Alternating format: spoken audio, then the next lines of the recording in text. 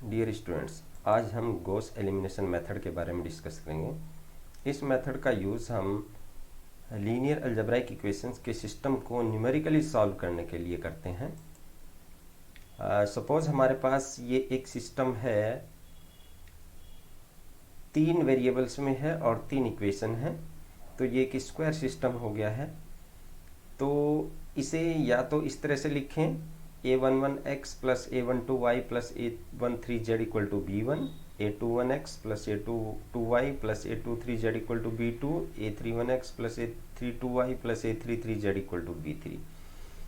इस सिस्टम को हम मैट्रिक्स फॉर्म में भी लिख सकते हैं, ax इक्वल टू b से डिनोट कर सकते हैं, where capital A is the coefficient matrix, means matrix made by the coefficients of x, y and z. x, y and z are the unknowns which are to be determined. तो x, y, z के जो भी coefficients हैं उन्हें लेकर के जो matrix बनती है उसे कहते हैं coefficient matrix, where x is the unknown vector and this is column vector. इस मैट्रिक्स में केवल कॉलम वेक्टर है, x, y, z केवल unknowns आएंगे, and this is B matrix, this is also column vector. तो इसमें सिस्टम के right hand side में जो कोफिशिएंट होते हैं वो आते हैं। और हम एक इसमें स्पेशल टाइप की मैट्रिक्स जिसका नाम होता है अपर ट्राइंगुलर मैट्रिक्स, उसका काफ़ी यूज़ करेंगे गॉस एलिमिनेशन मेथड में। तो उसे भी देख लेते हैं कि अपर ट्राइंगुलर मैट्रिक्स कौन सी होती है। तो ये 3x3 ऑर्डर की एक मैट्रिक्स है जिसमें डायगोनल पर नॉन जीरो एलिमेंट्स हैं और उसके ऊपर के एलिमेंट्स भी सभी नॉन जीरो हैं, या ये जीरो हो सकते हैं, कुछ जीरो कुछ non zero, but main diagonal के नीचे के सभी एलिमेंट्स इसमें जीरो होंगे। तो ये 3x3 ऑर्डर की एक मैट्रिक्स है जिसमें A1 के नीचे के दोनों एलिमेंट जीरो होंगे, यहाँ पर B2 के नीचे के एलिमेंट जो एक ही है वो जीरो होगा, C3 के नीचे कोई नहीं है। तो 6 एलिमेंट इसमें नॉन जीरो हैं, या ये कहें कि 3 एलिमेंट इसमें जीरो होंगे। तो ये अपर ट्राइंगुलर मैट्रिक्स होती है जिसमें डायगोनल के ऊपर में ये नॉन जीरो, ये एक तरह से नॉन जीरो मैट्रिक्स कहिएगा, ये ट्राइंगुलर मैट्रिक्स बन गई है, ये ट्राइंगल की शेप में। तो इसका काफ़ी यूज़ करेंगे हम। इसकी कैरेक्टरिस्टिक ये है कि डायगोनल के नीचे के एलिमेंट इसमें जीरो होंगे। और अब इसके मेथड के बारे में डिस्कस करते हैं कि इसमें क्या क्या स्टेप्स यूज़ किए जाते हैं। इस मेथड में जो कोफिशिएंट मैट्रिक्स ए होती है, ये कोफिशिएंट मैट्रिक्स ए होती है, इसे हम रिड्यूस करते हैं अपर ट्राइंगुलर मैट्रिक्स में, मींस इस फॉर्म में रिड्यूस करते हैं। और उसके बाद और रिड्यूस कैसे करते हैं, हम वेरिएबल्स को एलिमिनेट करते जाते हैं सक्सेसिवली, और लास्ट में क्या करते हैं, वेरिएबल्स की वैल्यू बैक सब्स्टिट्यूशन से फाइंड आउट करते हैं। अब इन दोनों का क्या मीनिंग होता है वो देखिए, मैं एक्सप्लेन करता हूँ। ये हमारे पास 3x3 ऑर्डर का एक सिस्टम, यानी कि 3 वेरिएबल्स में 3 इक्वेशंस है हमारे पास। तो इसमें इसे अपर ट्राइंगुलर मैट्रिक्स में कैसे कन्वर्ट किया जाता है। हमारा जो फर्स्ट जॉब होता है वो होता है कि इस कोफिशिएंट मैट्रिक्स को, ए को, हम अपर ट्राइंगुलर मैट्रिक्स में कन्वर्ट करें। तो कैसे करते हैं वो देखिए। तो अपर ट्राइंगुलर मैट्रिक्स में कन्वर्ट करने के लिए हमें क्या करना होता है, फर्स्ट इक्वेशन में जो x होता है उसके नीचे के सभी x, यानी कि उसके फॉरवर्ड डायरेक्शन में जो इक्वेशंस होती हैं उनमें से x का कोफिशिएंट जीरो बनाना है। तो इसमें x की कोफिशिएंट एक ये है, एक ये है, ये दो इक्वेशन है ये और ये, इसमें x का कोफिशिएंट एक ये हो गया, एक ये हो गया, इन दोनों को जीरो बनाना है इसकी हेल्प से। तो इसे बनाते हैं। तो हमें इसमें एक ऑपरेशन करना पड़ेगा कि इस इक्वेशन को a11 से डिवाइड कर दें, तो यहाँ कोफिशिएंट 1 बन जाएगा, और जैसे ही 1 बनता है उसमें आप a21 से मल्टीप्लाई कर दें, तो यहाँ और यहाँ दोनों कोफिशिएंट सेम हो जाएंगे।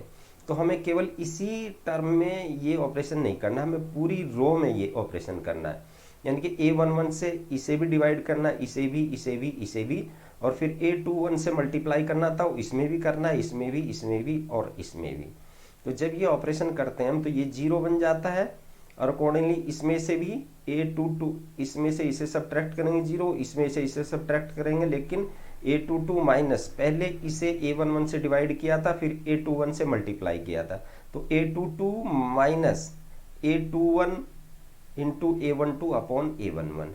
तो ये यहाँ पर वैल्यू है, ये अपडेट हो जाएगी, तो ये अपडेट हो गई है। ऐसे ही A23 अपडेट हो जाएगी, ऐसे ही B2 अपडेट हो जाएगी। तो अपडेट होकर के हमने डैश से डिनोट कर दिया। ऐसे ही ये भी आपको 0 बनाना है, तो इसी की हेल्प से तो A11 से डिवाइड कर दिया था हमने पूरी इक्वेशन को, तो उसमें A31 से मल्टीप्लाई करना है, फिर सब्ट्रैक्ट कर देना है, तो ये 0 हो जाएगा। तो वो यहाँ भी करना है, इसके साथ भी, इसके साथ भी, इसके साथ भी, तो ये दोनों कोफिशिएंट 0 हो जाते हैं। तो ये 0 हो गए, और जो बाकी 1 2 3 4 5 और 6 एंट्रीज थी, ये अपडेट हो गई। एक ये डैश से हमने डिनोट कर दी, ये हमने ऑपरेशन यूज़ किए थे। तो हमारे पास ये 2 एंट्री 0 हो गई। अब अपर ट्राइंगुलर के लिए हमारे पास एक एंट्री और ये भी 0 होनी चाहिए। अब देखिए इसे भी 0 बनाते हैं। इसे 0 बनाने के लिए हमने ऑपरेशन क्या किया, यहाँ पर था A32 डैश, तो इसकी हेल्प से हमें इसे 0 बनाना है, एंट्री को y के नीचे इसे 0। तो पहले A22 डैश से इसे डिवाइड करें, इसका कोफिशिएंट हमने 1 बनाया, फिर ये A32 डैश था, इससे इसमें मल्टीप्लाई किया, फिर सब्ट्रैक्ट कर दिया। तो ये ऑपरेशन यहाँ पर यूज़ करते हैं, तो ये भी अपडेट हो जाता है, ये भी अपडेट हो जाता है, तो इनकी अपडेटेड वैल्यू इतनी आ जाती है। तो हमारे पास इसके नीचे के 2 0 हो गए, y के नीचे का 1 0 हो गया, तो ये अपर ट्राइंगुलर मैट्रिक्स में कन्वर्ट हो गई। ये हमारा मेन पर्पस था। अब हमें इसमें बैक सब्सटीट्यूशन भी अप्लाई करना है, यानी कि एक्स वाई जेड की वैल्यू भी कैलकुलेट करनी है। तो यहाँ से सीधा सीधा जेड की वैल्यू आ गई हमारे पास, उस जेड की वैल्यू को बैकवर्ड डायरेक्शन में जो इक्वेशन है उसमें पुट करेंगे, इसलिए इसका नाम बैक सब्सटीट्यूशन हो गया। बैकवर्ड डायरेक्शन में सब्सटीट्यूट कर देंगे, तो जेड की वैल्यू यहाँ पुट की, तो वाई की वैल्यू कैलकुलेट हो गई। अब वाई और जेड की वैल्यू बैकवर्ड डायरेक्शन में जो इक्वेशन है उसमें पुट की, तो एक्स की वैल्यू, तो अल्टीमेटली हमारे पास तीनों वेरिएबल्स की वैल्यू आ गई। तो यही इस मेथड का प्रोसीजर था, यानी कि हमें फॉरवर्ड डायरेक्शन में एलिमिनेशन करना है और बैकवर्ड डायरेक्शन में सब्सटीट्यूशन करना है, तब जाकर के हमारी एक्स वाई जेड की वैल्यू कैलकुलेट हो जाएगी। अब आइए एक एग्जाम्पल की हेल्प से इसे देखते हैं। ये हमारे पास ये 3 इक्वेशन थी, 3 वेरिएबल्स में, 3 अननोन्स में, तो हम इसे गॉस एलिमिनेशन मेथड की हेल्प से सॉल्व करते हैं। तो इसमें पहले फॉरवर्ड एलिमिनेशन करते हैं। तो अब देखिए आपको ये एंट्री 0 करनी पड़ेगी, ये एंट्री 0 करनी पड़ेगी, और ये एंट्री, तो ये अपर ट्रायंगुलर मैट्रिक्स में कन्वर्ट हो जाएगी। तो इसे 0 बनाने के लिए हमें क्या करना पड़ेगा, फर्स्ट इक्वेशन की हेल्प से इसे भी 0 बनाएंगे और इसे भी 0।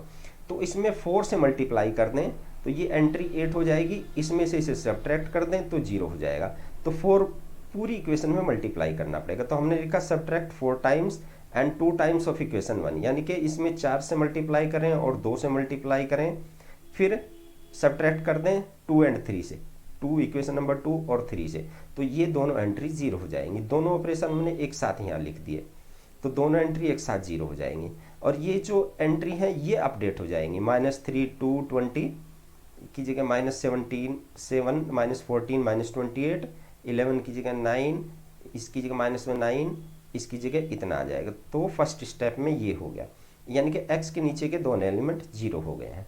अब नेक्स्ट स्टेप में हमें y के नीचे के एलिमेंट 0 करने हैं, तो जो एक ही है। अब इसमें क्या करें, इसे 0 बनाना है। अब इसकी हेल्प से बनाएंगे, इससे ऊपर की इक्वेशन की हेल्प से। तो इसमें 9/7 से मल्टीप्लाई कर दें, तो क्या हो जाएगा, -9 बचेगा। फिर इससे इसको इक्वेशन को इसमें ऐड कर दे, तो ये एंट्री 0 हो जाएगी।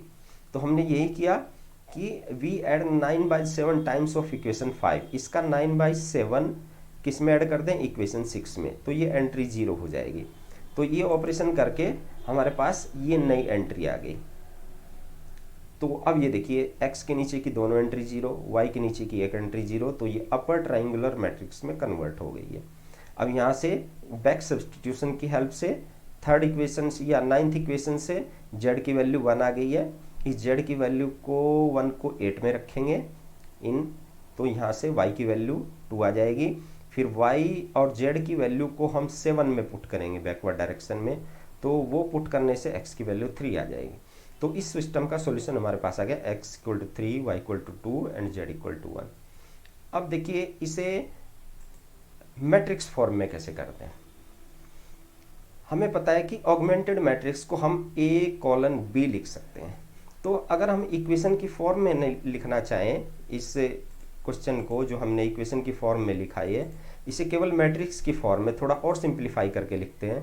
तो ऑगमेंटेड मैट्रिक्स लिखते हैं, ये जो कोफिशिएंट मैट्रिक्स थी ए और ये जो बी थे हमारे पास, इन्हें साइड बाय साइड लिखते हैं, बीच में कॉलन लगा देते हैं। तो जो हमने यहाँ पर ये ऑपरेशन किए थे, ये ऑपरेशन किए थे, तो ये हमने एक तरह से रो ऑपरेशन यूज़ किए थे यहाँ पर, मैथमेटिकली रो ऑपरेशन। यानी कि क्या किया था, इस रो में से क्या किया था, इस रो का 4 टाइम्स सब्ट्रैक्ट कर दिया था। तो सिंबॉलिकली हम उसे क्या किया था, हमने रो 2 अपडेट की थी। रो 2 अपडेट कैसे की थी कि रो 2 में से R2 में से R1 का 4 टाइम्स सब्ट्रैक्ट कर दिया था, ये ऑपरेशन हमने लगाया था। तो हमें मैथमेटिकली ऐसे लिख दिया। R3 में क्या किया था कि R3 को अपडेट किया था, यानी कि ये एंट्री अपडेट की थी, तो R3 में से ही इस रो R1 का 2 टाइम्स सब्ट्रैक्ट कर दिया था। तो सिंबॉलिकली हम ऐसे लिख सकते हैं। तो आप या तो ऐसे लिखें या ऐसे, दोनों में से कोई सा एक मेथड यूज़ करें आप। तो ये लिखते ही स्टेप 1 में ये जो ऑगमेंटेड मैट्रिक्स थी ये ऐसे कन्वर्ट हो जाती है इसमें। तो इसमें 2 के नीचे के दोनों एलिमेंट ये 0 हो जाते हैं और बाकी जो एलिमेंट बचते हैं वो अपडेट हो जाते हैं, ये अपडेट होकर के। अब क्या करते हैं, हमें ये एंट्री भी 0 बनानी होती है। तो इस एंट्री को 0 बनाने के लिए क्या करते हैं कि हम इसमें 9/7 से मल्टीप्लाई कर देते हैं इसमें, और फिर इसमें ऐड कर देते हैं। तो R3 प्लस 9/7 R2 किया तो ये एंट्री 0 हो जाएगी। देखिए ये एंट्री 0 हो गई है। तो बाकी दोनों जो एंट्री थी वो अपडेट हो गई हैं। तो अल्टीमेटली हमारा जो सिस्टम, ये मैट्रिक्स थी, ये अपर ट्राइंगुलर मैट्रिक्स में कन्वर्ट हो गई है।